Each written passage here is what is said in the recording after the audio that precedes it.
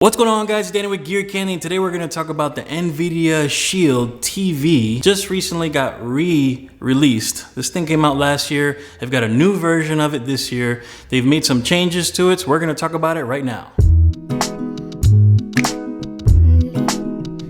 Alright, so what is the Nvidia Shield TV? Touted as a console, it's touted as a stream box, kind of a mixture of both, really. What you have with the Nvidia Shield TV is the best version of the Android TV platform. Now, a lot of TVs are coming with Android TV already built into it, so the Nvidia Shield is a little bit of a redundant device, but there's plenty of TVs that don't have Android TV as an offering, and some of the TVs that do come with Android running on them actually don't really run all that smoothly. So how much does this thing cost? I picked it up for $199 on Amazon. It just released, I think, like last week. And then there's the Pro version. What do you get with the Pro version? They're not very clear on it. I had to do some research. You have $199 for the basic version, let's call it the basic version. Comes with 16 gig, a controller, actually 2 controllers, and then you have the Pro version. The Pro version is everything you get with the basic version, plus it's got 500 gigabytes of storage on board. Now, the basic version does come with USB slots on it, so if you're concerned about storage and you really don't want to shell out the $100, if you have some sort of USB storage laying around, plug it into the basic version and you've got extra storage right there. The unboxing experience was pretty cool. Everything was kind of modulated into a box. You can tell they spent some time making sure everything kind of looked a certain way.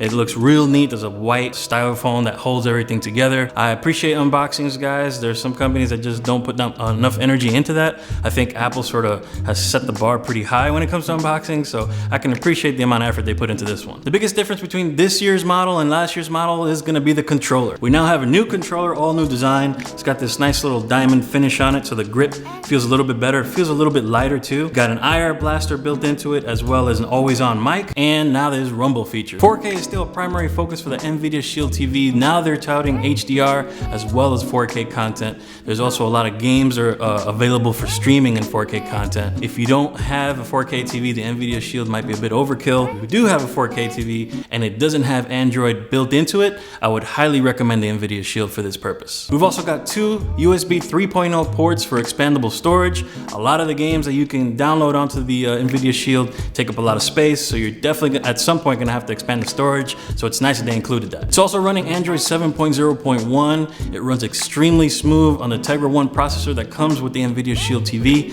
so you're gonna get the latest version of Android along with a nice performing operating system. So that leads us into performance. Once again, if you're a huge fan of the Android TV platform, this is the best version of that platform. Everything is super smooth. Games run extremely well on it. Usually what I tend to notice is on my TV at least, my menus can be a little bit laggy, a little bit jittery sometimes when I'm going through and scrolling through the different apps and stuff. But on the Nvidia Shield TV, everything is buttery smooth. Another huge focus for the Nvidia Shield TV is gaming. Nvidia has put together a cloud platform called GeForce Gaming that lets you play a hand selection of games on their cloud platform. Play is pretty good, but I'm gonna give you a quick warning, guys. You need a lot of bandwidth in order to avoid latency, and it's a hit or miss depending on the game that you're playing. Overall, the graphic performance on any game that I loaded onto the Nvidia Shield played really well and looked really good. And my last favorite thing about the Nvidia Shield is the size. This thing is super tiny. Look at that thing. It can pretty much fit in any entertainment center. You can tuck it away in the corners. Just make sure there's enough ventilation. There's a lot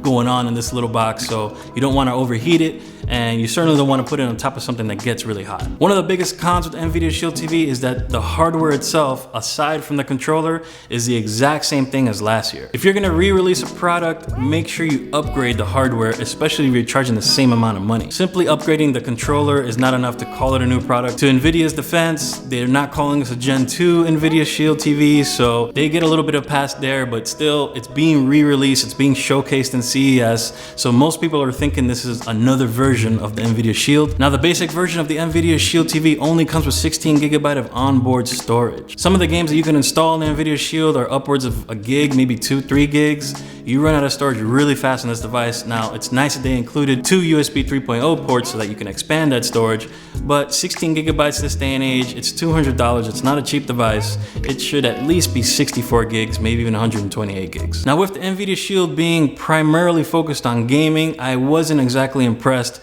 with their cloud solution. I have ridiculous bandwidth coming to my house. I got 256 meg down, 30 meg up. And even with that, even directly connected via Ethernet, I still got latency on certain racing games. Now, if you're trying to connect this thing via Wi-Fi, forget it. I tried connecting via Wi-Fi and pretty much every single game gave me some sort of latency issue to the point where it wasn't even playable. Another issue is that price, $199. It hasn't really changed much from last year. They should have at least discounted the product given that you're really getting the same thing as last year, just with a new controller. How much more can a new controller be? So at $199, I think that's a bit steep. Finally, my last issue that I had with the Nvidia Shield was that I couldn't add my old controller from my old Nvidia Shield to the new controller. Now, maybe there was user error. I kind of researched it a little bit. It's a Bluetooth device. I couldn't add it. I couldn't find it via Bluetooth. So I wasn't able to add my old controller so my son and I could play some of the Android games, you know, on a 2-player setting. So overall, the Nvidia Shield TV is definitely not a letdown. It's a great performing device. If you're into Android TV, if you're into Android gaming, if you like streaming Amazon and Netflix via 4K with HDR content enabled, this is a great device to have if you have a 4K TV that doesn't already have these features. On the flip side, if you already have an Nvidia Shield TV, do not bother upgrading. They're gonna have the new controllers on sale. Now, whether you'll be able to add those new controllers to the old TV is still something I haven't found out about. My guess is because I couldn't add the old controller to the new TV, I doubt they're gonna let it happen the other way around. So let me know in the comments if you have an Nvidia Shield TV already. Are you gonna upgrade? If you don't have one, are you thinking about getting one? I think it's a great platform if you're into gaming and watching movies. But yet again, if you have a TV that has Android already on it and it runs pretty well, this is just gonna be a redundant device unless you want the gaming side of it. Don't forget to like the video if you enjoyed the content, guys, and don't forget to subscribe.